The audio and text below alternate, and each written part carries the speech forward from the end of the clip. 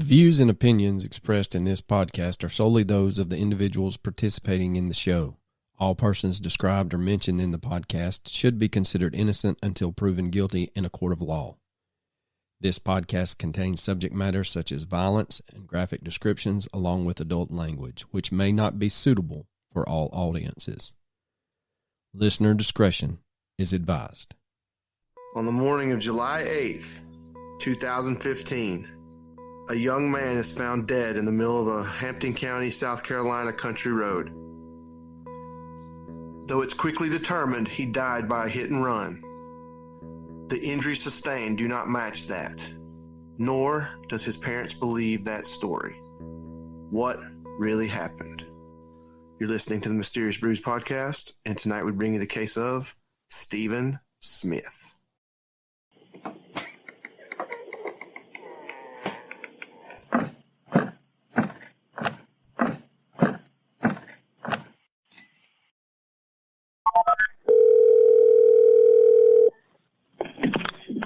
Hampton County 911, where's your emergency? Hello, I just going down the Crockerville Road. Mm-hmm. I see somebody laying out. He in the road. Oh, in the road? Yeah. Somebody going to hit him. It's dark. Somebody going to hit him. All right, we'll get an officer headed out that way. Okay. All right, sir. Welcome to a deep, dark, dank, moist basement somewhere in the bowels of Georgia. And we're back. All right, ladies and gentlemen, part 2 coming at you about the Stephen Smith murder case. So less than 24 hours after we recorded episode 1, part 1 of this, it's not episode 1, that'd be a long time ago, we had some traction in the Alex Murdaugh trial case. Coach, I believe you posted to our social medias. Yeah, it's literally 8:09 p.m. Eastern Standard Time, and at 7 p.m. they found him guilty. All I know for a fact is they deliberated for 3 hours. If they deliberate for 3 hours, you're fucked. Yeah. The longer, that means they all were in there. We're like, yeah, man, first of all, let's get some free lunch. Yeah. Let's get some free dinner. Yeah. Once dinner's over, we're going to just go ahead and say, yeah. Yeah, 3 hours on a double murder, that's pretty quick. Because you got to think, they probably asked for some trial transcripts. They probably asked for some evidence or some reports. So that probably chewed up an hour. Like you said, they ate, got some snacks, went to the bathroom, and then probably sat down, and within 30 minutes, they were all like, yep, check, he's guilty. Yeah. So, and here's the thing with this case. We don't want to reinvent the wheel because, like Coach had alluded to in the previous episode, our recommendations are going to be similar at the end of this second episode, and we'll get into that, but there are some avenues that we could explore, some outliers that kind of circle around Mr. Murdaugh and the remaining son. So we'll play it by ear. I don't know if there's as much information out there about the housekeeper's death as there was about Stephen's. But that is a possible upcoming episode that we could do that ties back into the Murdaugh trial. I just don't feel like, I don't mean it. Come on. This is Mysterious Brews. There's no mystery there, man. She was pushed. Well, hell, there's no mystery here. He wasn't hit by a car. Well, we don't have, yeah, that's true, but we don't know. All I'm saying is this one's a little more mysterious than the maid. The maid, we at least know for sure if she was pushed, what last name the person that pushed her had. Yeah, you're right. You're right. All right, so let's get after it. So where we left off in last week's episode, we'll give you a little rundown of what we covered, and this is very, very abbreviated. But there was evidence from the scene when Stephen was found just before 4 a.m. on July 8th in the middle of Sandy Run Road in Hampton County, South Carolina. There was no tire marks, no debris from a vehicle found at the scene after several searches. Stephen's loosely tied shoes were still on his feet when he was found dead in the middle of Sandy Run Road. His keys and his iPhone were found in his pocket. The iPhone was not damaged. His car was found 3 miles away, and that's air miles. And I don't think we discussed it, but it was Bamberg Highway where they found his car. And we talked about in episode 1, if he was going to get gas, he would have had to walk from where his car was at straight. The way the map looks, it looks south. I have no idea what cardinal direction it is. But he would have had to walk from his car 12 miles to the nearest gas station. And at the time, it would have been closed. And I had read online that some of those gas stations, I guess the one he would have had to walk to, even though the store's closed, you could still access the pumps via like a credit card or a check card. But he couldn't have done that because, to our knowledge, he didn't have a gas can. And they found his wallet wedged between the frame of the car and the passenger seat of his car. Now, the chain of custody with Stephen's clothes is where we're going to pick up and kind of delve into this. And chain of custody, I should have had the old song, Chain, Chain, Chain in there because there ain't much. Chain, chain, chain. Chain, chain, chain. Chain, fool. Hey, we sing so good the My dogs dog join did not- in. My dog did not approve. Hey, shut the fuck up in there. That's right. So Stephen's head was bruised and misshapen by blunt force trauma. He had a 7 1/4 inch, I guess, gash, but the way it's not really a gash. I mean, the way it's described, there is a hole in his head. His shoulder was partially dislocated, and then he had some, what I would characterize as defensive wounds on his hands. Immediately, investigators who were on the scene realized real quick that this was not a hit-and-run accident, even though he's found in the road. They think he's been shot. There's the whole shit show with the Medical University of South Carolina pathologist, Dr. Erin Presnell. She just rules it a hit-and-run because, hey, he's found in the middle of the road, so he had to be hit by something.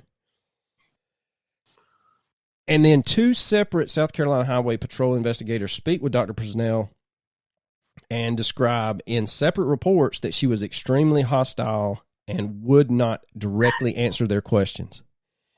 The coroner at the scene did not believe that Stephen's death was a hit and run, and the case was given to the South Carolina Highway Patrol until 2021, and that's when SLED opened an investigation. And it is alluded to that SLED reopens it because after a search of the Murdaugh family home, things were found that may or may not tie someone to that. So that's the cliff notes from part 1. So, like I said, this case ties directly back to the Alex Murdaugh murder trial. On July 17, 2015, around 11:05 a.m., Investigator Duncan, which he's a corporal with the South Carolina Highway Patrol, travels to Hampton County and interviews a member of Smith's family. And it's not Stephen's mother, but that's all that I could find, is it's just a member of the family. And they interview this member of the family at the DMV office, which also acts as a substation for the South Carolina Highway Patrol. Now, the family member in question says that Stephen was recently acting secretive and started coming home late. Stephen's relative in question didn't believe the person who said they were dating Stephen and said the family was skeptical of him. Right after Stephen is found dead, I think within 24 hours, there are some rumors, some innuendos, and I think someone comes forward saying that they had been dating him. They kind of try to vet that and realize real quick that this person is just trying to interject themselves into the mystery, the investigation, and have no idea about anything. But Duncan asks the family member, and then he also follows up with Stephen's mom, Sandy, if they had been contacted by a lawyer.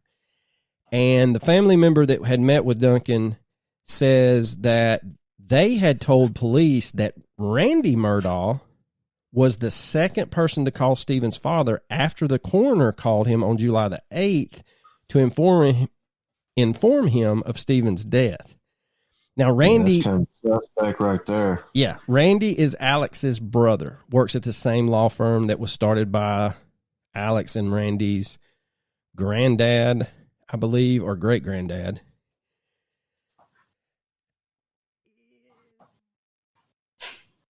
It was a great granddad. It was like freaking 1914, 1918 when they founded the practice. It was a long time ago. Yeah, so to say they have generational wealth is an understatement. Now, Randy Murdaugh tells Stephen's father, quote, he would take Stephen's case free of charge, end quote.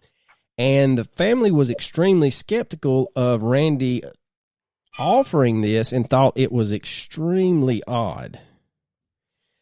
Now, the family member goes on to tell investigator Duncan that prior to meeting with him, they had not left the family house other than to attend the wake for Stephen, which was just the day before this meeting occurred. This family member decided to go to the grocery store and stated that while there, a bunch of people kept coming up to her saying, did you know the Murdaugh boys are behind it? Saying Buster Murdaugh, the one we went to school with, did it, and some of his friends, end quote. Now, this family, shit. The family. One of them are families? Yeah, I got some good ones. I got some family reunions. The female family member stated that she didn't seem to believe it at the time. Quote, I'm just sitting here like, what? Makes no sense. He's never said anything bad about Stephen. He's never been around Stephen, end quote. When asked who told her that, she said Stephen's friend had approached her and another kid and a couple other people. So Corporal Duncan follows up on the new information, and around 1 p.m. he contacts Stephen's mom, Sandy. Sandy says she's also skeptical of the man claiming to be Stephen's boyfriend. She tells Duncan that Stephen was going to school in Orangeburg and hung out at Bobcat Landing a lot recently. She said Stephen had been recently cutting school, which was very unusual for him. She goes on to explain that it was unlike Stephen because he was smart and, quote, a study person who was typically very serious about his school. Sandy does tell Corporal Duncan that a man at Bilo was, quote, giving Stephen trouble, but they became friends. And for those of you not in the South, Bilo is a grocery store chain. It was. It ain't no more. That's right, because they got bought out by the Food Line. Food? No. Yes, sir, they did. Well, Food Line's been... No, they got bought out by Food City. Well, Food Line... Come on, bro. Now, bro, let me tell you something. Food Line bought one of their main distributing things up in Tennessee, I think. Look, we'll just save that for Grocery Brews. Okay.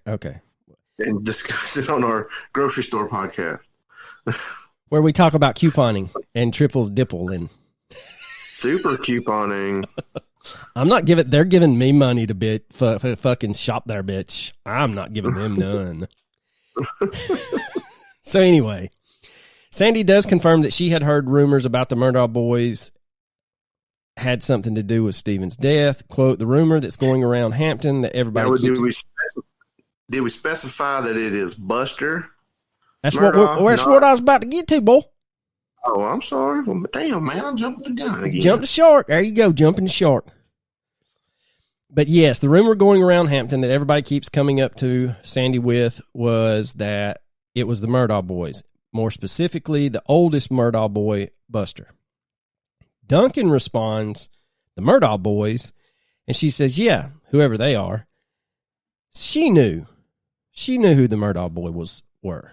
But anyway, so she's trying, I understand what that is saying there. She's trying not to sway his opinion, and I think that is commendable to her, because I would be in a lather and maybe do something stupid if I heard it more than once. that someone Absolutely had killed my child. So she's doing, I will say this, she's a saint. That lady is a saint beyond, she's almost grandmother sainthood. I'll say that. But anyway. Yeah, like she had to carry on the fight pretty much by herself because Steven's dad didn't make it, but 3 months? Yeah, he passed away in October of 2015. And they said he had a massive heart attack, died in his sleep. He died of a broken heart, man. Yeah. Like they said he withdrew. That's what that was. Yeah. And it's just, it's hard enough to lose a child, and then you have to turn around and bury your spouse. And for Steven's sister, well, they were divorced, but still, yeah, Steven's sister has to bury her brother, her twin brother, and then turn around and she loses her dad 3 months later. So yeah, it's just not a good situation. That's hard life right there, man. Yeah, it is. Now, police are chasing down leads that do not directly tie to the Murdaughs, and on July 21st of 2015, Corporal Duncan speaks with a fellow Corporal, David Rowell, about the man Sandy mentioned at the Bilo. Rowell noted that the man at the Bilo said, quote, him and Stephen had a relationship for a while, but he has not seen Stephen in a while. Duncan does put in a report, quote, there is no evidence from the store. There is no video evidence from the store. So one can assume, and I know that is dangerous when we assume, that Duncan had actually looked through the surveillance videos at the Bilo to see if he could corroborate this rumor that this man and Stephen had a relationship. Now, like we said previously, Buster Murdaugh is the one that is rumored to have been linked to Stephen. And linked is not in the friendship category. The rumor mill is that he was linked to Stephen intimately. Yes. They were having sexual relations, allegedly. Allegedly. Now, detectives could never prove the connection, and it's unclear if the Mate investigation team ever examined Stephen's phone, and that's a whole nother shit show that we're about to get into with that phone. Now, the phone would be unlocked by the FBI several years later after Stephen's death, and there's been a lot made about that phone, and at one point, Duncan contacts Sandy and ask her if she can unlock Stephen's phone. And she says, yes, I'm the secondary fingerprint holder on the phone. I can meet you in Orangeburg. They schedule a meeting, and according to Corporal Duncan, he meets with Sandy to get the phone unlocked, but states in his report, quote, unable to unlock the phone, end quote. And then there's a whole thing about they're trying to send it to Apple, and Apple has to then contact Sandy to make sure it's okay. And if none of y'all remember that, there was a whole shit show about how Apple keeps their phones locked, and it takes a court order to get them unlocked. And then after the court order, the family member holding the account has to sign off on them to unlock it, which I think is great on Apple's part for trying to protect your data. However, that's where the chain of custody with the phone kind of falls apart, because there's nothing else mentioned other than it was eventually turned over to the FBI, but no one that I could find has stated what was found on the phone, if anything was found on the phone. So the whole phone situation's very, very weird. Very, very weird. It is. Now, between July the 29th, 2015 and August the 3rd of 2015, there is basically some trace evidence that was found and sent to forensic scientist Michael Moskal, and he works for SLED. According to what we currently know about the chain of custody and the release of the evidence, which is a shit show, that it really is, because I know it is. It's just after the autopsy, you know, there's that release of evidence that I read last week, and then it's either Duncan or Proctor or Roll, one of those three investigators, contacts the funeral home, and they realize real quick that all of the evidence of clothing is in a grocery bag with the body at the funeral home. So, yeah, the chain of custody is broken big time. So, anyway, somehow Mr. Moskal gets some items of Stevens, and those items were the black Nike short sleeve T-shirt he had on, the khaki cargo shorts. He had some cuttings taken from something. It just says item 3. I don't know what item 3 is. Then he had one pair of blue Airspeed footwear shoes, debris collected from items 2 through 4. And that debris supposedly is, quote, several single-layer metallic blue paint chips, and due to the condition of the sample, no make, model, and year information was able to be obtained. These paint chips are suitable for comparison should a standard become available. Moskal then states in his report that he found around 10 1mm single-layer blue paint chips and advised that he needed more paint layer evidence to pinpoint a particular vehicle. Now, to keep this in perspective, a 1mm paint chip is about the head of a pencil. So we're talking microscopic evidence here. He goes on to explain that SLED has this database called Pt2. I have no idea what it stands for, but it tells him that the paint could have come from either an industrial tool, a dumpster, a signpost, or he states that Toyota used the same paint on its vehicles from 1982 to 1988. So going back to the chain of custody, we don't know if these paint chips were there at the autopsy or if they transferred from something else on to whatever they found when they were picked back up at the funeral home. No one knows. It would be great, and it would have been wonderful to find out if it did come from a vehicle, but since the chain of custody is broken, that would have been thrown out in court because no one kept the shit locked down. It's ridiculous. Now, absolutely ridiculous. It is, man. It's just a convoluted circus is what it is. But like I said, man, my hat's off to Proctor and Duncan and a lot of those guys from the South Carolina Highway Patrol and the MATE team. They're trying to do right. They're just getting stonewalled from a lot of different angles. Now, Duncan starts reaching out to Stephen's friends to see if they were aware of anything that may help in the case. He reaches out to one friend who stated that she had spoken to Stephen on the night of his death around 7 or 8 p.m. They had chit-chatted about school. He didn't say where he was or what he was doing, and she said that he wasn't being evasive, but it was just one of those facts that it didn't come up in the conversation. She had also heard it was a hit and run, and she had not heard anything other than that. Now, Detective Proctor interviewed several sources who knew the Murdaugh brothers and made quite the assessment of the family. Quote, I think it's a situation when you grow up and your family is kind of high profile and you get away with some things because your family name. You become invincible in a way, and you get a little liquor and you think you're untouchable. End quote. Yeah, I know that feeling. 10 foot tall and bulletproof. Now, keep in mind, this statement that Proctor made was in 2015, many years before Paul was charged with 3 felonies in the boat crash that killed Mallory Beach. Proctor would state in the investigation that, quote, the Murdaughs, as big and powerful and rich as everyone thinks they are, they're going to go on living their lives like nothing happened. So they can play that card like they care about everyone else. No, they don't. They care about protecting themselves, end quote. Proctor made it clear in his reports that he didn't believe Stephen's death was a hit and run. We kind of discussed that last week. Quote, we're not classifying this as anything other than a murder. You go back to the Murdaugh name and their ties in that community, and that don't matter to me.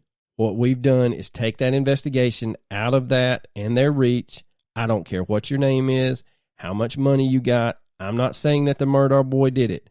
But if we're going to be throwing out names, I'm not going to be withholding names. His name is going to be right there with everyone else's name, and I don't care who knows it, end quote.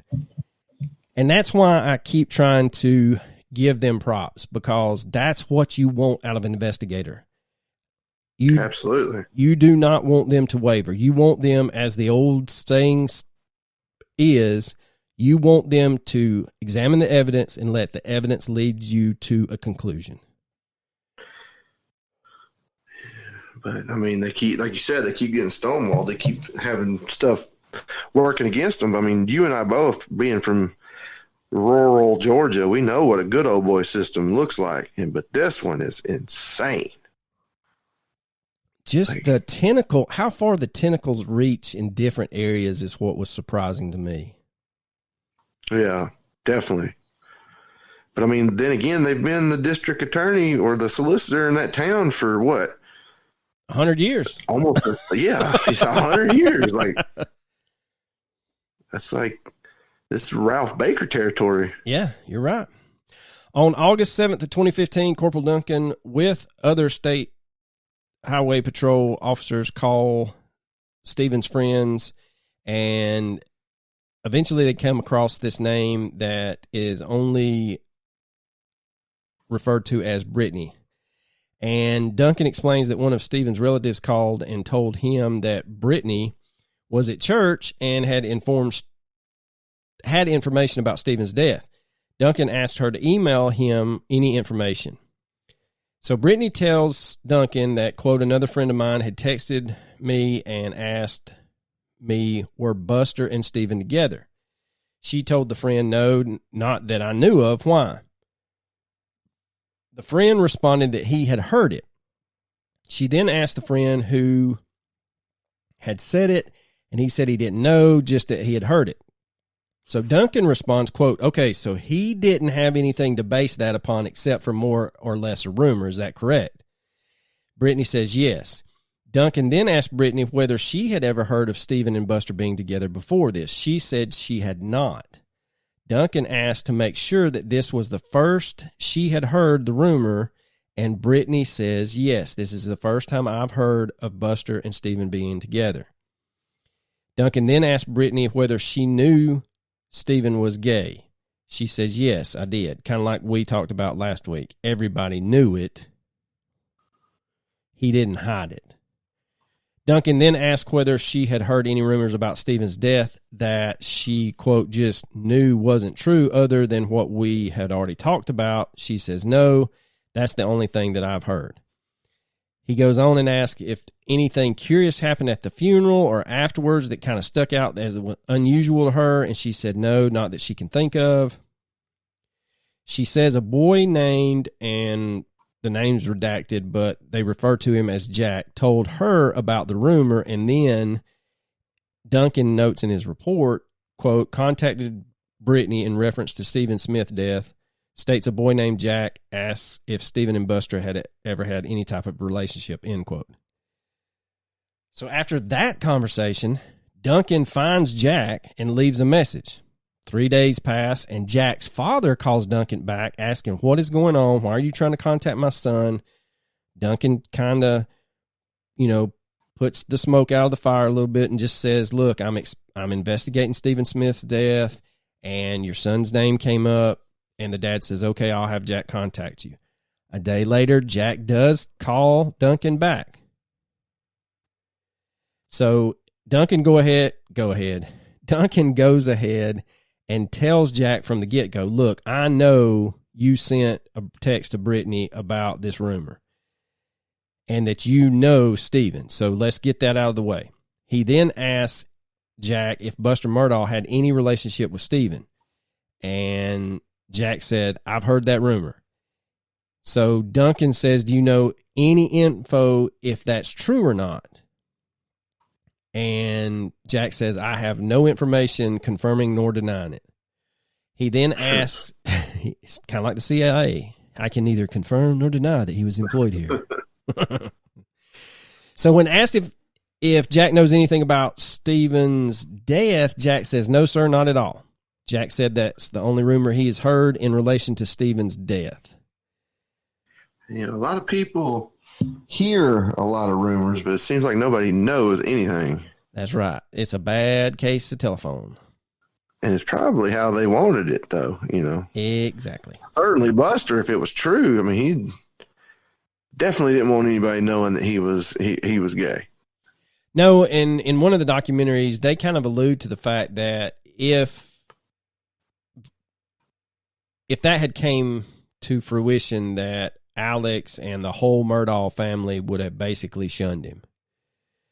And right or wrong, whether this is true or not, that's a lot of pressure on a young man. So I'm not saying one way or the other that I agree with what Buster's done or any of that stuff. We're not even saying that we believe that him and Buster had a relationship, but we're just trying to give you the facts. Now, just the facts, ma'am. Just the facts, ma'am. Let's get out of the way. So Proctor would interview a man he referred to as Jack as well. And guess what? It's the same Jack. And after Duncan interviewed him, between the time Duncan interviewed Jack and the time Proctor interviews Jack, poor old Jack's facing 2 separate lawsuits from the Murdaugh law firm. So he is the only person in this case that has ever been interviewed twice. And the following is a, transcript, I guess, of some sort between Proctor and Jack from the second interview that took place on September the 2nd, 2015. Proctor asked, I met with Kevin this morning. I'm sure you're aware. He kind of told me his side of it, and I got to keep working this rumor backwards. If it's rumors or truth, whatever it may be, tell me the version of the story you heard. Jack says, I was with friends one night, and out of the blue, with my friend Monica, said that we already knew he got hit or whatever, but we didn't know who did it. We just heard Buster did it. Everybody knows who Buster is and his family and all that. And it was kind of shocking and all that. And I guess we kept talking about it and spreading it around. Jack said Monica told him this and that she was his classmate. And she was like, you won't believe who did it, and said his name. And I was like, really? She said she heard it from Kayla, whose father works in law enforcement. Proctor says, the story I got is that Buster and 1 or 2 other people were driving around and saw Steven's car, looped around, saw him in the road, struck him with something hanging out of the vehicle. Is that the story you heard? Jack says, yes. Proctor then says, like I told Kevin this morning, Buster was on our radar long before we ever got this information. I'm calling you about it now. It's not like somebody is going to say Kevin or Jack are the ones that put us on Buster. My office is out of Charleston. I don't work around Hampton. I know who the Murdaughs are, and I know the Murdaughs are highfalutin, and some people say have a lot of power. That name doesn't mean anything to me. My job is to find out. You don't have to agree with Steven's lifestyle, but that don't mean he gets to be killed, and nobody gets to find out that happened. Sidebars, I just love the term highfalutin. I don't know why. I do too. Always have. I've always wanted to be highfalutin. I would love to be highfalutin. But I will tell you this, highfalutin is not a word that Microsoft Word recognizes.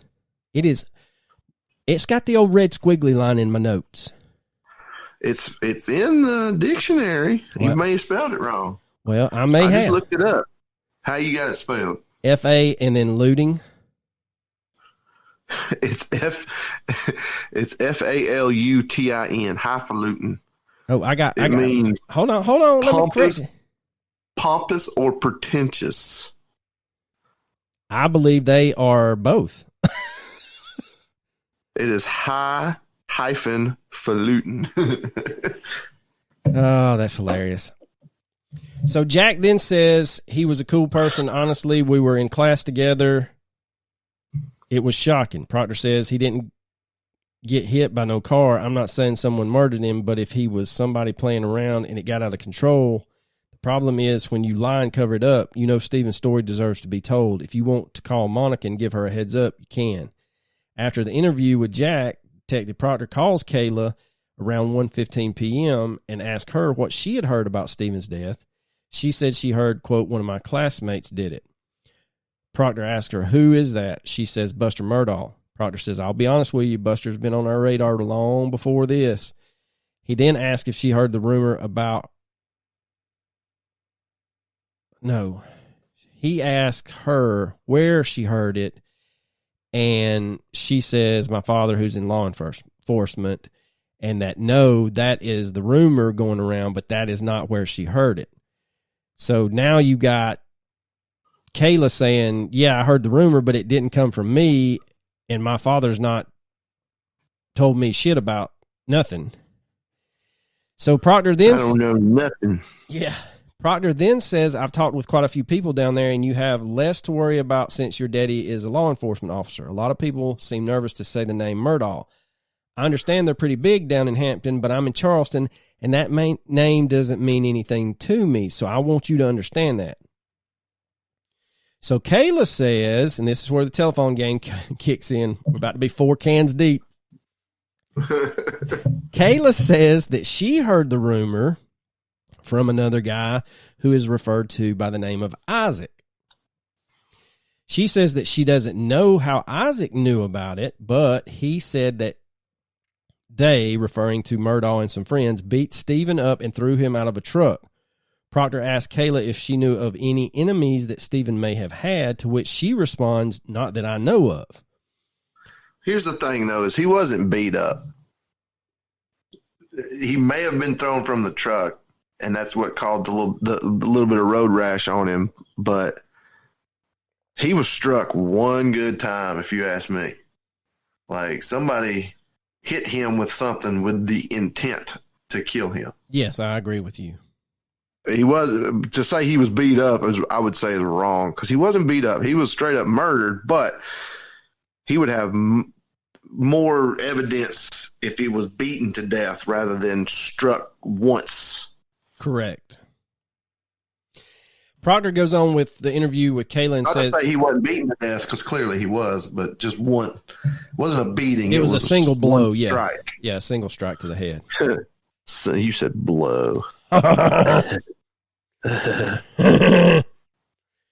So Proctor says to Kayla, everybody knew Stephen's lifestyle, but nobody really had an issue with it. It doesn't even sound like Buster had an issue with him. It doesn't make any sense. He goes on to say... And it's South Carolina. Somebody's got an issue with it. They might not say it out loud to him, but come on, man. Deep down in parties. Yeah, in places you don't like to talk about.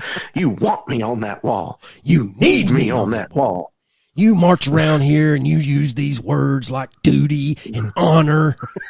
You said duty. Oh, man. Proctor goes on to say, regardless if you like Stephen or agreed with his lifestyle, somebody killed him. His story deserves to be told. That's what I'm trying to get to the bottom of. He then asked Kayla about Buster's friend, Cameron. Kayla says she's hung out with Cameron from time to time. My understanding is that Buster is really good friends with that guy named Cameron, this is Proctor. Any knowledge of why his name keeps coming up? Kayla says, no, sir, I have no idea. He then asked Kayla to tell him where he can find this Isaac guy. She said that he worked at and it later comes out, it was redacted in this first one, but it later comes out that he worked at a Hardee's fast food restaurant in Hampton County. Proctor tells her, look, you're the 9th person I've talked to about this, so hopefully people start talking. Kayla then gave him Mia's number. He tells her that he was down in Hampton yesterday. Quote, I tried to stir up some dust yesterday and get some people talking. Hopefully some people are starting to talk, end quote. So Proctor's like pounding the old phone pavement on this one. He turns around and calls approximately at 4:15 p.m. and tries to get in touch with this Mia person. And it says the information that was first given to me was that Buster Murdaugh and 1 or 2 other people out that night and saw Stephen's car. They went down the road and they saw him walking and held something or swung something out of a car and accidentally hit him. Does any of that sound familiar? Accidentally. Yeah, you're not just going to accidentally stick something out, hit somebody in the damn head. I will say this, sidebar. when I was a kid, and I don't know why it didn't dawn on me. When I was a kid, and I mean less than Probably because it was so long ago. Drivable age. Yeah, that's true. This is when I was probably, I don't know, 13, 14. There was a guy that didn't ride my bus, but he rode the bus that went one road over that I had a friend riding. And he said, and we even asked the guy the next day, that the kid was out walking. He was walking down the highway, and he was way off the road, and he had his head down. He said the next thing he knows, somebody had thrown a Coke bottle out, and it hit him square in the chest, and he said, I thought I was going to die. Oh, wow. Yeah, he said it cracked a rib, bruised his sternum. So there's some stupid fuckers out there in the South. And I'm sure there's I'm sure it's all over the country. It ain't just localized here, buddy. I mean, we do have a large amount of them, but it's not just us, bro. No, you're right. You're right. It's not just us. All right, so Mia, he does get in touch with Mia. Mia said that she had heard something about Buster, but, quote, I don't remember. Oh, imagine that. Proctor then reiterates, just like he's told everybody else, I'm out of Charleston. I'm not from Hampton, but I know the Murdahl name is pretty big down there. But as far as I'm concerned, I couldn't give two craps about the Murdahls. But what I'm seeing is a lot of people seem hesitant to talk to the Murdahls or Buster. Do you see what I'm trying to get at? She says when we were speaking about it, someone told me it was Buster. They were saying nothing would be done about it because of who he is. Proctor says, but that's the problem. I don't care about Buster. I'm not a local police officer in Hampton. I don't care about the last name Murdahl. I'm not saying I'm going to put it on Buster, but if he did something or had something to do with it, it needs to come out. The thing about it is we all know Stephen lived a different lifestyle, but it seems to me like no one really took issue to that. He seemed like the kind of guy everybody got along with. It seemed like no one really had any issues with him. Mia agrees with him. Proctor goes on to state, someone had a part to play in his death. He wasn't hit by a car. Something else happened. The unfortunate part is, well, my job is to tell Stephen's story because he can't tell his own story. Proctor says the Murdahls, as big and powerful and whatever and rich as everyone thinks they are, they're going to go on living their lives like nothing happened. So they can play that card if they want to.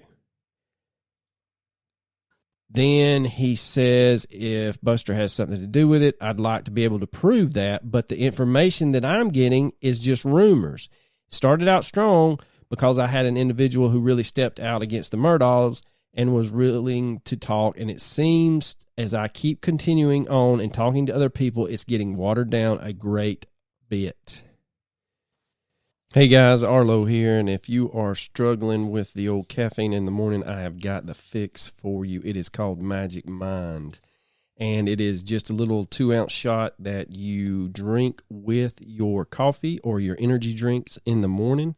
It is chock full of greatness, and it will get you focused, and it really actually has the L-theanine, and that lowers your cortisol hormone, which helps absorb that caffeine that you're intaking.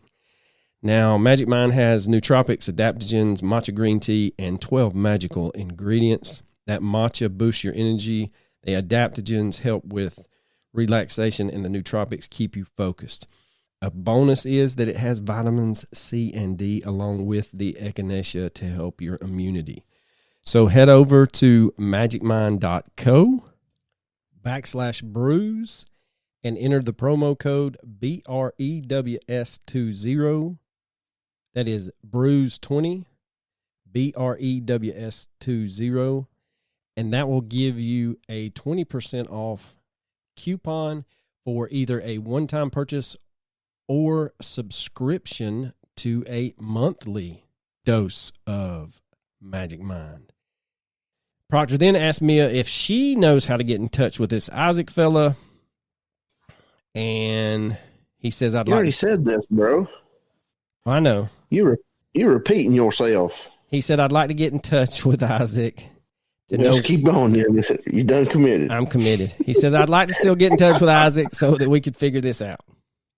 If you tell us he worked at a damn Hardee's, I'm not. I'm about to say anything. No, I'm about to say. Basically, it sounds like he's got a script because he talks to Mia like that, and then when he finished talking to Kayla, he says, "You're the 9th person I've talked to." Well, when he finishes talking to Mia, he says, "You're the 10th person I've talked to about this. I'm trying to track some stuff down. It had to start somewhere. If you say you heard it from Isaac, eventually I'm going to get to the source. I was in Hampton yesterday and I stirred up some dust." So basically, he's just repeating himself. Now, here's the problem with all of this. I think Proctor's on the right thing, or the right course of action. He's headed down the right path. But in the investigation file, there are no other entries after this phone call with Mia. There is no record of Proctor ever calling Isaac or finding out where Isaac was.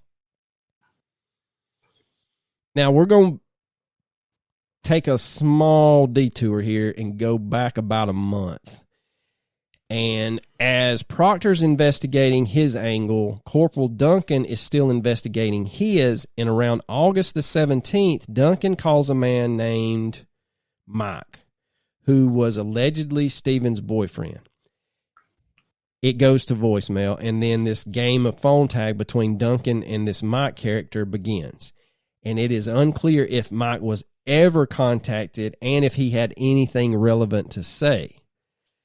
And I think that's who Sandy was referring to as the boyfriend that no one believed. I'm not 100% sure, but that's just my gut telling me.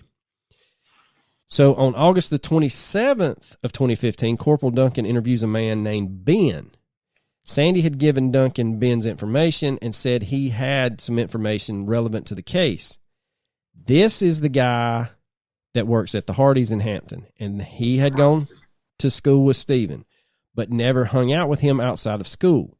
He said a white man in his 30s and 40s came looking for him, and Ben called the police and told them about it.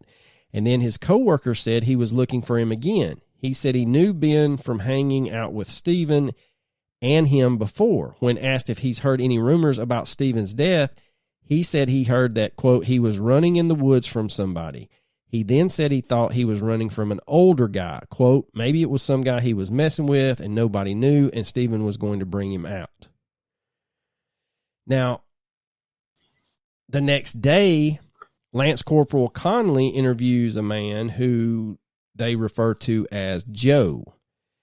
And Joe is actually on Hilton Head Island because Sandy had found a day pass for a Hilton Head gated community with Joe's name on it.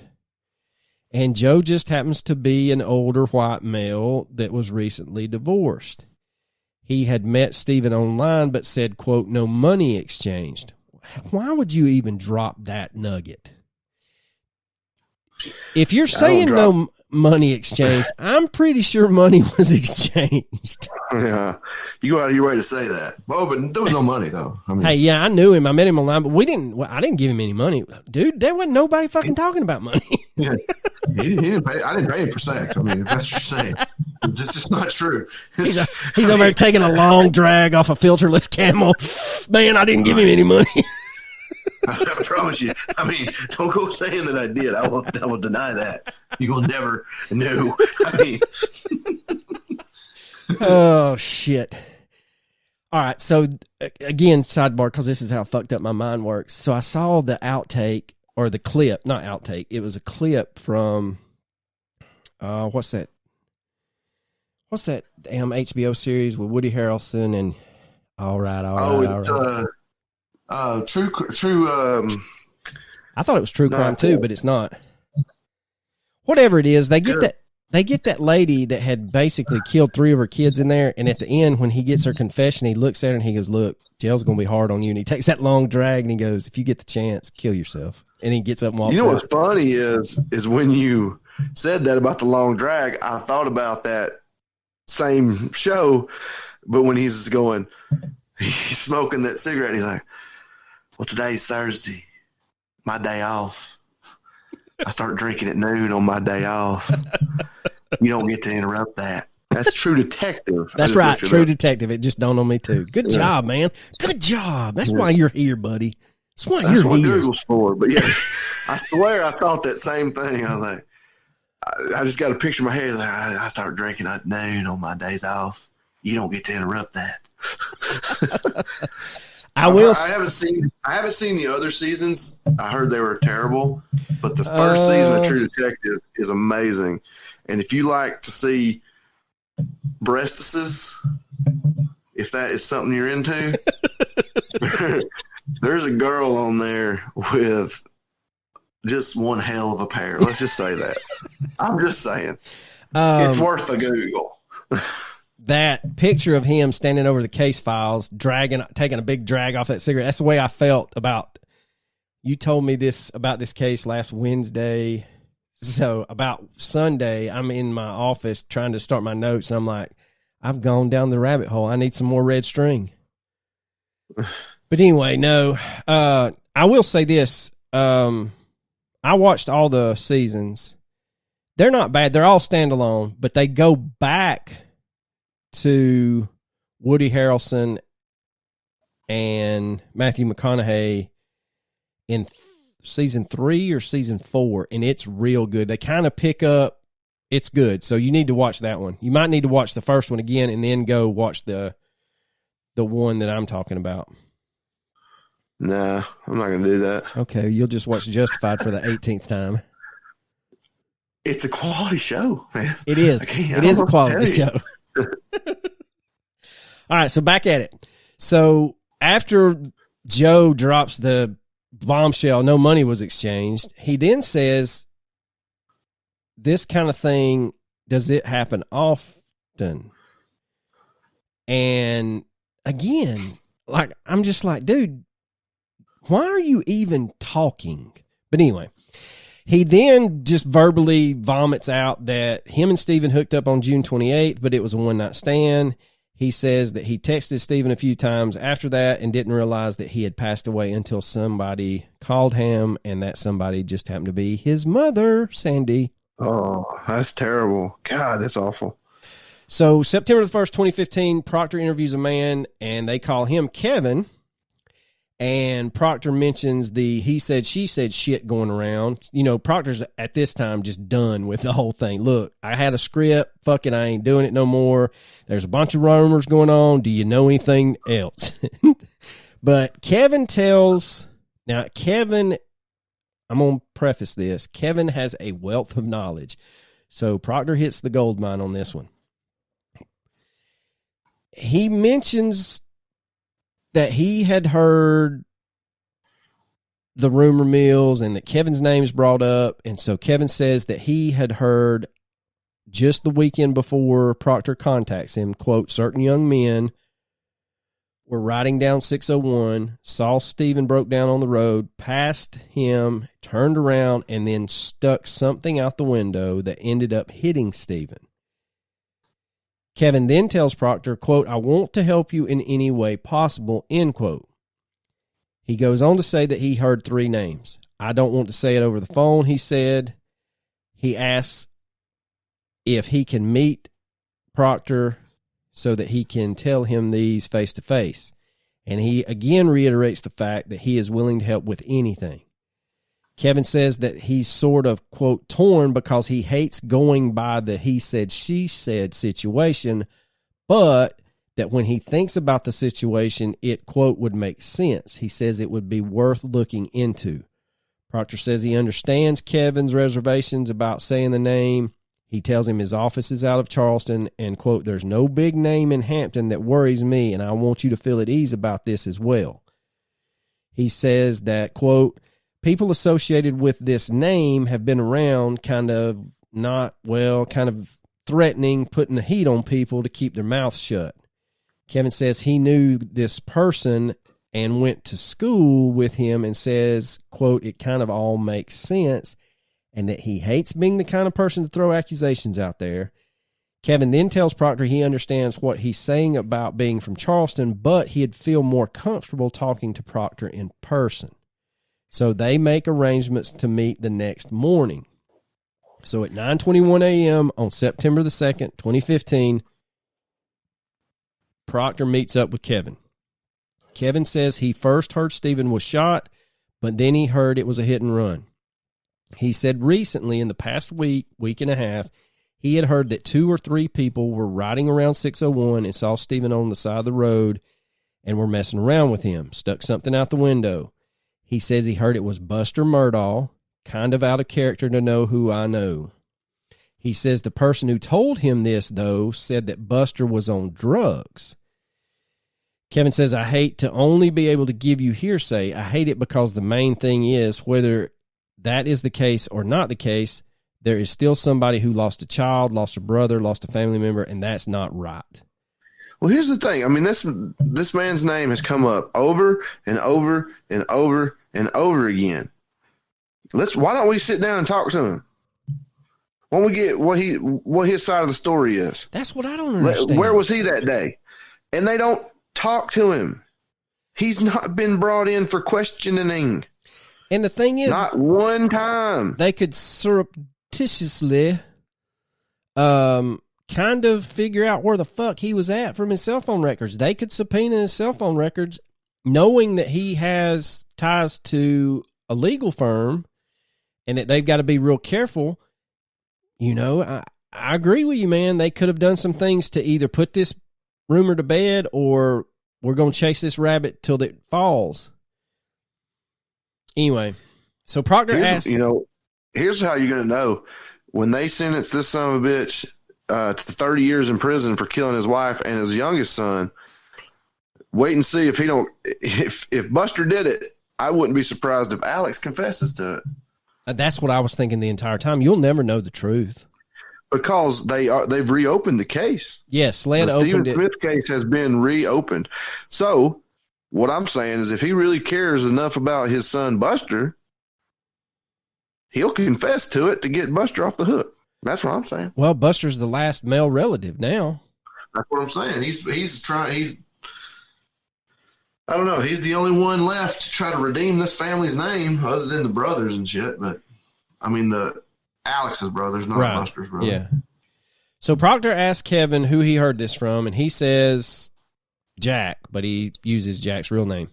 Kevin says that Jack told him that Buster and a man who they refer to as Trevor tried to sell him cocaine at a party at Moselle. And I think Moselle is one of those fancy schmancy places in Charleston, baby. Kevin says that Trevor just moved to Oklahoma, which he says is weird. There's another thing that I don't understand. You drop a name and then, oh, by the way, the guy that I just told you about that was trying to sell me cocaine at this party, he just fucking up and moved to Oklahoma. Now, why would he do something crazy like that? Maybe the Coca-Cola. The cocaine in Oklahoma is higher grade. I don't know. All I know is that the boys in Oklahoma roll the joints all wrong. You ever heard that song? Yes, I have.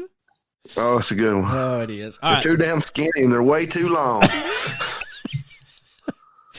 Now, Kevin says that Trevor, after he moved to, when he found out he moved to Oklahoma, he says, that's just weird to me. All this, it could be a very strange coincidence, but it's just really weird to me. He said that Trevor was bad on drugs according to what he knew and what other people were saying. Proctor asked Kevin whether he thinks Trevor was in the car. Kevin says it fits the mold. There's some part inside me that says there's a possibility. Proctor asked about Trevor moving. Kevin said he found this out through Facebook. Kevin gives Proctor the rundown of where he got the rumor from and says that he doesn't understand why law enforcement hasn't gone straight to Buster and this Trevor guy. So Proctor says he heard that Buster and the guys were coming back from a baseball game. Kevin says Buster and whoever was with him were coming from the Murdaugh's house in Moselle on 601. I think that's their little hunting thing out there. It's in the picture. I think that's where it's got the picture of that cattle gate on that brick entrance, and it's just a grass driveway, 2-track driveway. It goes to that big old fucking white house. That's not their main house either. But anyway, Proctor asked whether Kevin knows if Buster was driving.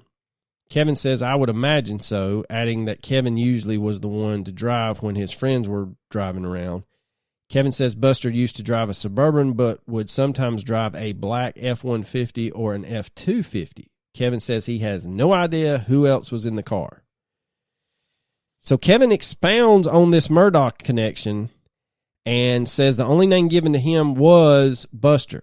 And he said everyone is, quote, shy to say anything because, quote, I don't want to say power, but the name brings certain standards with it, end quote.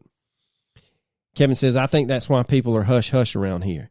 And the other rumor that was going around was that the Murdaugh law firm had been giving out certain free vacations to people, asking them to take a long vacation somewhere while the investigation was going on. It's just rife with corruption, man. But anyway. You think? So Proctor says he's heard that they've gone to certain people and told them to keep their mouths closed. Kevin says 3 people were at a party talking about Stephen's death, and another guy said, quote, I feel nothing will come of it. And that's how the Murdaugh name got brought up. I feel like they wouldn't want anything to happen to their reputation, said Kevin. Well, hell, I can't. We'll be here for another 2 hours. Anyway, Kevin has even gone. I got shit to do, man. I know on this random Thursday. Kevin has even, it's raining like a motherfucker too. Yeah, it is. Kevin has even gone to South Carolina football games with the Murdaughs. I hope he went when Tennessee or Georgia beat that ass. That's how I feel about that. Quote, I hate to throw names out there, but then again, what's right is right, what's wrong is wrong. Proctor says, I think it's a situation when you grow up and your family is kind of high profile and you get away with some things because of your family name and you're giving things. You become invincible in a way and you get a little liquor in you and then you think you're untouchable. I think that's what's happened. They freaked out and maybe it's just trying to get covered up at this point. Kevin says the Smiths, Stephen's family, deserve the truth. I'd want to know the truth. Proctor then reiterates his song and dance about how Buster's been on the radar for a long time. He knows who the Murdaughs are. Proctor then tells Kevin a separate chain of people who told the South Carolina Highway Patrol about the Murdaughs' involvement.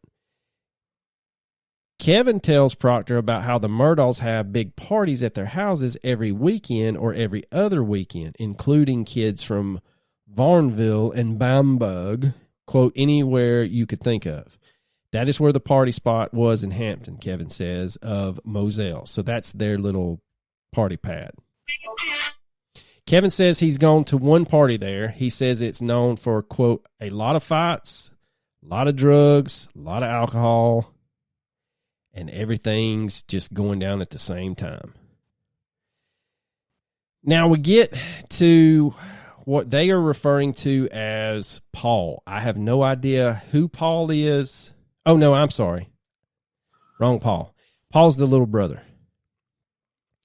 Now, Kevin says when he originally heard Stephen's death, he had thought that Paul, the younger Murdaugh boy, was the one everyone was talking about. I don't want to say troublemaker. He's more my last name is Murdaugh, and I'm going to do whatever the fuck I want. Proctor asked about Paul. Is he 15 or 16? Kevin says Paul is either a junior, possibly a senior in high school. Paul used to be called Little Paul. Kevin says he was hesitant to give the names out. I'm not scared of those people, but I definitely don't want them knowing that I had anything to do with this. I just don't want to get into all of that because Hampton is the smallest town.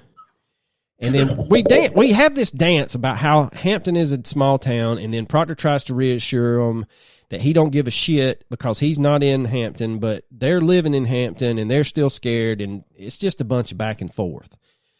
Now, Proctor does eventually get around to asking Kevin whether or not he thought it was an accident or outright murder. Proctor says the way he understands it is that they didn't go out there intentionally looking to kill Stephen, and Kevin agrees with him. He says he doesn't believe Stephen was killed on premeditated situation and that they thought they were going to really mess him up by hitting him with something, but they wound up killing him. And Proctor says, and that's the thing, that night, if they were playing around, once you start hiding it and lying it makes it worse. How do you expect me to take mercy on you when you left this family for months not knowing what happened to their loved one? He goes on to say, quote, typically you don't see the highway patrol working a murder, and that's what this is. We're not classifying this as anything other than a murder. There's a reason why Hampton County Sheriff's Office is not handling this, and I'll leave it to that, end quote. So Proctor goes back to Kevin, the well with Kevin, and says, again about the rumor mill. They talk about how they found out about the Murdaugh kid, the Murdaugh boy, and Kevin says he hopes the Murdaughs didn't do it, but when you start throwing puzzle pieces in there, it makes more sense. Proctor says there had to be more than one person involved. He says if Buster was driving, then someone else was responsible for hitting Stephen. It's not all on Buster. There's more people involved here. So on November the 18th of 2015, Stephen's mom, Sandy, calls Duncan and states that she had heard on the radio. Now, this is a fucked up situation. And this just goes to show you about the tentacles of this family. So Stephen calls investigator Duncan, says that she had heard on the radio that an arrest had been made or will be made in Stephen's death. Duncan forwards the information to Proctor, who follows up with the radio station on November the 19th. In the notes in the file, it states that Proctor gets in contact with the radio host and asks if he can remember anyone telling him any information concerning Stephen's case. The host eventually remembers Stephen's case and says, quote, someone called in a day before and asked if there was an arrest in the case and said they were investigating a prominent family or something like that. The host says that he knows it was a white male. I'd be lying if I knew who called. He goes on to say that people call in all the time and talk about arrests and rumors. Proctor asks him about any rumors concerning Stephen's case. The host then says, quote, I don't know if it's true or not. Somebody told me, a good friend of mine's son, the Murdaugh kid down in Hampton. And that's just a rumor. Street committee. I heard yesterday, like I said, Street Talk, someone said there are 1,000 rumors flying about this. Like I said, it's a prominent family, Hampton County, and I'm sure people don't like them. I mean, they're friends of mine, but I'm sure people don't like them and will take any shot they can at them. The host then inquires if the mate team is investigating the case, to which Proctor responds with, quote, nobody has been arrested at this point, end quote. Or ever. Yeah, this is still 2015. So this radio host not only says that he had heard that there was an arrest made, but he doesn't even try to say on air that it was rumor, and then ponies up that he's friends with the Murdaughs. For God's sakes, people. But anyway, on November 24th, 2015, Matt Popovich releases a story in the Hampton County Guardian calling, quote, mother of the slain Hampton County teen states possible hate crime, end quote. In the article, Sandy told the Guardian she heard rumors about an older man stalking Stephen, but she's heard other rumors she believes more. Popovich states in the article, quote, she reiterated several times her opinion that her son was killed for being gay by several local Hampton County youths from prestigious families which she believes have sworn to protect their children no matter what heinous crime they committed, end quote. Sandy would not divulge any names, but said she believed that Stephen would not have been walking on Sandy Run Road in the middle of the night. She didn't buy the hit-and-run theory at all. She said boys, some of whom were Stephen's classmates, were coming home from a baseball game, and, quote, they took him from his car. I hear the same story, but from different people. Everybody knows what happened to my son, but nobody wants to tell me who is responsible, end quote. Fast forward to December the 7th of 2015, investigator Duncan receives an anonymous tip. Now, this is going to get, if y'all thought all these fucking names was confusing, hold on. This family tree, I don't know if it forks once or twice, but it's not many more than that. All right, so buckle up, Buttercup. So Duncan receives this tip, quote, Dontero Aiken, along with another black male and white male, the Murdaugh, are the ones involved in the death. Duncan contacts Roll, who is another investigator, and briefs him on the tip. Duncan then sends an email to 3 other South Carolina Highway Patrol troopers, quote, about what I wanted Lance Corporal Roll to do. Duncan then sends all of that information to Proctor and advises him of the whole situation. So 11 days later, on December the 18th, Proctor receives all this information.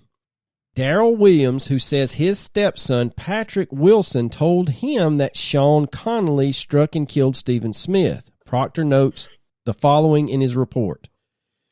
Williams said his stepson told him this in confidence. He said Wilson had moved out and he did not know where he was staying.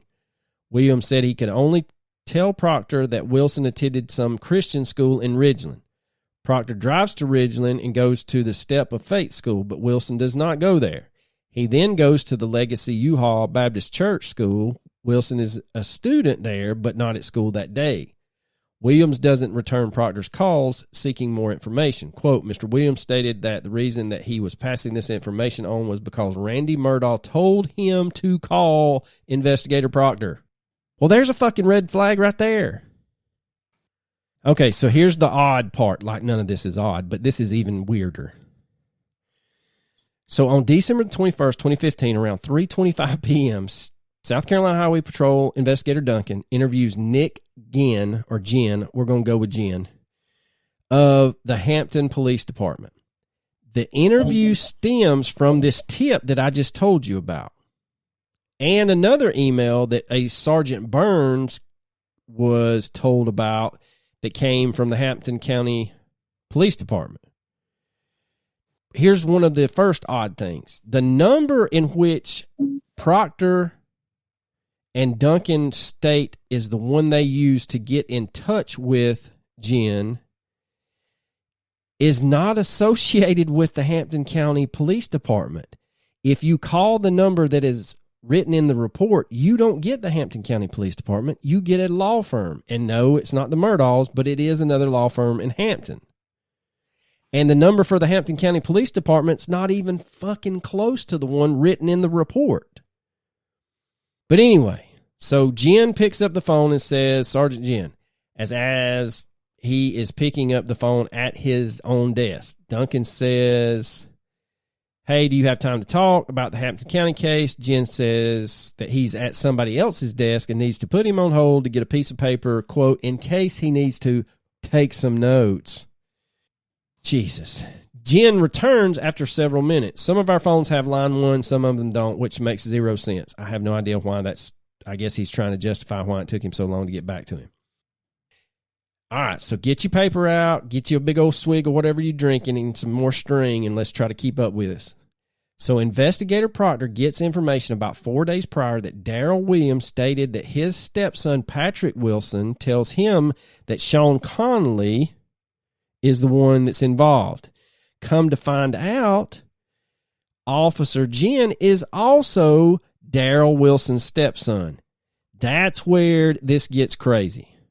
So you got a man calling the South Carolina Highway Patrol stating that he was told to call by one of the Murdaughs and that his stepson is claiming that he knows what's going on.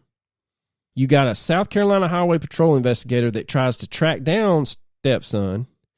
Then in a separate thing, you get an email from the Hampton County Police Department from a sergeant who also happens to be related to the same man that dropped the dime that the Murdaughs asked to call. There's nothing fishy there. I mean, it's all coincidence, man. There's nothing fishy. Nothing. We don't have any collusion. We're not trying to sway people. Nah, none of that. So we have Darrell Wilson stating that his one stepson, who is still in high school, tells him that a kid named Sean Connolly is responsible for Stephen Smith's murder. We have Darrell Wilson's other son, who just so happens to be a Hampton County police officer, telling a South Carolina Highway Patrol investigator that Patrick Wilson and Sean Connolly was drunk and hit something. He came back the next day and saw the cops and learned through the media that someone had been killed. He said Sean called Patrick crying, saying that that's what happened. Patrick cried as he told his stepfather the story and walked outside and threw up, Officer Jen said. They, I guess, would be stepfather and Jen himself, wondered if Patrick was with Sean when this supposedly occurred. All right, so Duncan says, did he describe what happened? Jen says, supposedly it was the mirror. I sent Nick the picture of the truck he was driving at that night. I want to say I sent everything to Mitch Altman of the South Carolina Highway Patrol. Him and my brother and me are good friends, and I don't know who to contact. Mitch said he would get that information to the right person. Daryl tells Jen he is concerned because somebody has lost a son.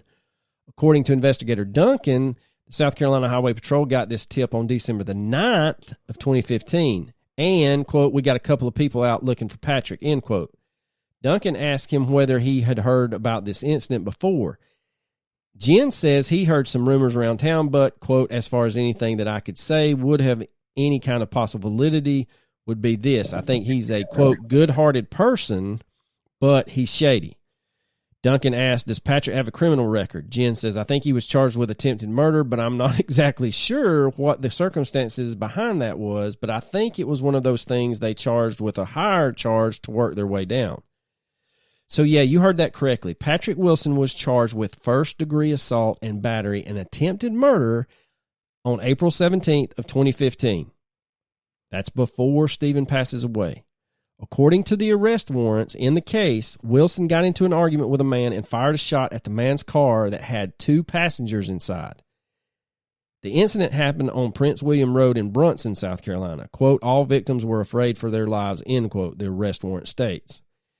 Sean Connolly, the person who Wilson claimed hit Stephen with his truck, was in the car with Wilson when the shooting occurred, according to his witness statement. Connolly told police that Patrick Wilson grabbed his gun and shot at the sign after he argued with a man. And there's pictures of a bullet hole in this traffic sign if you so want to go find it. The Hampton County Grand Jury indicted Wilson on attempted murder and assault and battery in August of 2015. While Wilson was out on bond, the family he allegedly shot at filed several harassment complaints about Wilson. Corey Fleming, a close friend of the Murdaugh family, represented Patrick Wilson in the case. In 2018, Fleming represented Gloria Satterfield's family in a wrongful death settlement against Alex Murdaugh. In 2019, Fleming temporarily represented Connor Cook in the boat crash that killed Mallory Beach. In February of 2018, Wilson's indictment was nolle proste, which means the 14th Circuit Solicitor Office, just so happens to be where Alex Murdaugh worked, decided not to prosecute, and the charges were dropped. So that, ladies and gentlemen, is all the information that I could find concerning Stephen's case. With that last bit of information there's something fucked up going on with the fact that you have a Hampton County police sergeant inserting himself into a highway patrol investigation with this tale of a kid that was a hothead that had shot at a sign. But it seems to me, and if you were paying attention, I'm sorry, I wasn't listening. So in April of 2015 is when Patrick is charged with first-degree assault. And then it sounds like maybe Patrick was in the car when someone else hit Sean with something or whatever. And as a way to keep Patrick from saying anything, Alex decides that he's going to nolle proste the attempted murder and harassment and assault and battery charges on this young man so that he can keep his mouth shut about what really happened to Stephen. That's just the way I read it. And that was 2018, in February of 2018. That was the last time anything was put into the investigation file. Now, like Coach said when we started this, almost an hour and a half ago. Murdaugh has been found guilty, and I don't think we'll ever know. Like you had alluded to, he's going to fall on the sword because, what was it? Was it in the HBO documentary that they talked about how Buster was basically going to follow in Alex's footstep and work at the law firm? That was the plan. But then he got dismissed from college, though, right? See, I didn't watch the third installment.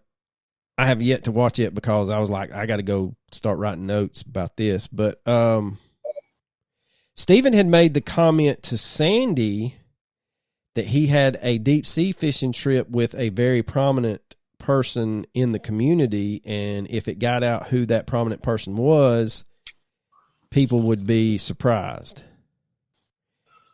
Which leads you to believe that either we're talking about the old boy at Hilton Head or we're talking about the Murdaughs.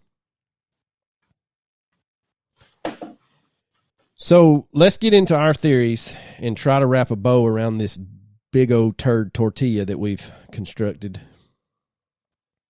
All I'll say is this. The boy was not hit by a car. He was hit by a blunt object one solid time, and it killed him.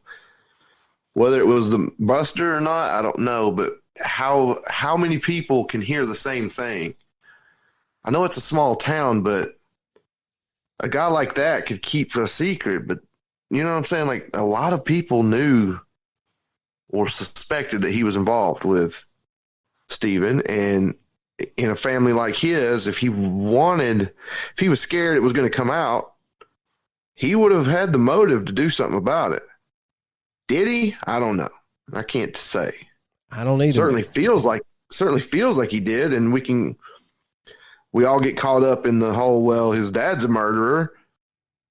His brother killed somebody. Why wouldn't he kill somebody? But those rumors existed before any of those events took place. You know, it wasn't like all of a sudden Alex kills his wife and son, and then they're like, oh yeah, remember Buster? I bet he killed Steven. No, those rumors existed. Maybe it's true, maybe it's not. I can't say. I don't know. I don't want to just buy into it just because. You know what I'm trying to say? No, I agree with you.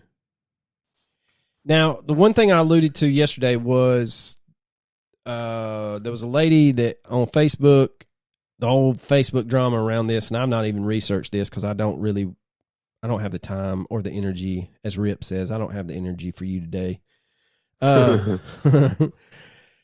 She posts basically a back and forth between her and Dr. Presnell's maid of honor at her wedding. This other lady tries to defend Dr. Presnell's horrible ass handling and her role in the investigation. And the problem is, she is a trained forensic pathologist. She was consulted in the case to give her expert opinion, and then she became so arrogant and dismissive when people started trying to say, hey, why did you rule it a hit and run? And she says, because he was found in the road. That makes no damn sense, okay? So, anyway. Now, the thing that I wanted to talk about was she had the opportunity to travel to the crime scene and chose not to. That's ridiculous. That is insane. Yeah. Yeah. So then this whole bullshit falls apart with this lady and the maid of honor on Facebook. And this, I'm not going to say it. It rhymes with the Wicked Witch of the West. This woman says it is her, quote, unbiased opinion that Susan Presnell is a saint, and Stephen Smith and his family should feel honored to have Dr. Presnell personally looking into his death. You talk about my blood pressure just rising about 20 points. It's, oh my God. So anyway, this whole thing goes back and forth about how she's trying to say that Presnell scored in the top 10% of the MCAT and her medical boards, and such a scholastic achievement and training makes her more than capable of making this conclusion, which is all that might be true, but that doesn't mean she's not corrupt as shit. Doesn't mean she didn't cover something up. Right. The BFF says she takes her job very seriously and she's immune to politics. Bullshit. She's tied directly to the Murdaughs because they ran in the same circle. So it's not about whether or not she was trained or she was extremely smart. She was a damn idiot. And she decided to play politics when she shouldn't have, and she should have just went with the evidence. Now, we're going to get into, I guess I'll say mine, but I agree with you. Stephen was not, I don't think he was shot. I mean, you would think if he was shot, there would be a huge exit wound. But anyway, I think like you, he was struck with something. One of the things that I had seen previously was that they had they saw him walking, or they had gone by, saw his car was there and he was out of gas, and offered to give him a ride. And I guess him knowing Buster, and then it was kind of alluded to that it might be Paul, but I think it's more Buster. Since he knew Buster and a couple of other guys, he got in the truck, and then they pulled over somewhere else, and that's when he may have been struck, and then they put him in the back of the truck, go down that other Sandy Run Road, and toss him out. Yeah, it could have been possibly been, an unplanned event. If, let's just say, I'm not saying he did, but let's say Buster's guilty. Let's say Buster came upon him, gave him a ride, and during that ride, Stephen may have slipped up and said something. That's what I'm thinking. Allowed Buster's friends, Yep, that is exactly what I'm thinking happened. Clued them in on like, oh shit, man, Buster's gay, and Buster got angry and things went downhill, And I think that's what Duncan was trying to get to when he was talking to that Kevin fella was, look, it's one thing to have a fit of rage. It's another thing to have a fit of rage and then use your name and your daddy's name and power and money to cover that shit up. So, yeah, I agree with you. I think that is very plausible if, like you said, if Buster is guilty in this, or if he is even culpable in this, I see that as a very good avenue to pursue. Now, in the Netflix documentary, if you've not watched these, that's what we both watched. But in one of them, Alex and Buster are so flippant and they think they're above the law. They're just talking about shit on the jailhouse telephone, and that shit's recorded. Yeah. And they catch Buster in Vegas trying to gamble away a bunch of his daddy's money just in case he had to pay something. But didn't his dad embezzle some crazy ass amount of money, like $30 million? Yeah, $4 million from the housekeeper's kids. Yeah, they never saw a dime. No, not a dime. There's so much bullshit in this whole thing, man, and we'll never know the truth. But recommendations, I'm going to recommend the Murdaugh Murders podcast. She used to work for Fitness News. Now she's pissed at them because of something. I don't know. I don't really care. She does have a pretty good podcast. She actually has the audio interviews with a lot of the people that we referenced in our podcast. And so, yeah, they are a little difficult to hear because, police interviews are kind of like surveillance videos. We can listen in via satellite to some Chinese spy house, but we can't get the police department a decent set of fucking recorders. But this lady's name is Mandy Matney.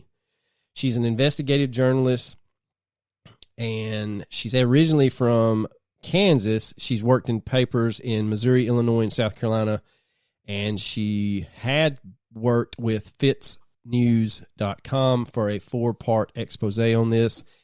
Since she started her Murdaugh Murders podcast, the owner of Fitz News and her have had a falling out. So there are 2 episodes. I think one of them's 30 minutes, the other one's 50 minutes concerning Stephen's case. But if you want to jump down the rabbit hole on this whole Murdaugh thing, that Murdaugh Murders podcast is where to find it. I just don't have the energy right now to do it. My brain hurts. So that's my recommendation. Coach, I kind of shot yours out the window last week, but what were your... The Netflix one is Murdaugh Murders, an American Scandal, and then the HBO one is Low Country, the Murdaugh Dynasty. And it sounds like in the HBO one, the investigators are German. Yes. And then supposedly... Well, they're foreign. Yeah, They ain't from around the Low Country, I'll tell you that. They talk a little funny. No, yeah, they ain't from South Carolina, I can assure you. Supposedly there's another one on CNN, but I don't know how long that is. I ain't seen that one. I don't subscribe to. I don't have cable anymore. You don't have. I'm sure you can find it on. I just have apps, man. I'm sure you can find it on the YouTube.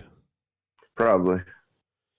All right, ladies and gentlemen, I'm exhausted from this whole thing. Me too. I barely spoke. I can imagine.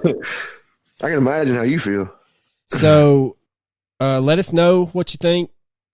We're going to put a poll on the Spotify episode. For some reason, if you listen to them on Apple, the poll's not on there. So you actually have to go to Spotify and the poll will be on there. I'm going to leave the poll open for a couple of weeks to see what you guys think about this case, and we will also do another poll about whether or not you would like for us to maybe delve into some other avenues of the Low Country.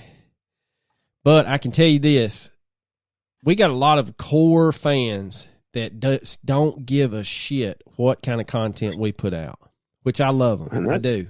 That's great. I do. I love them to death, man. I cannot. And our patrons, they're great. They have great things to say.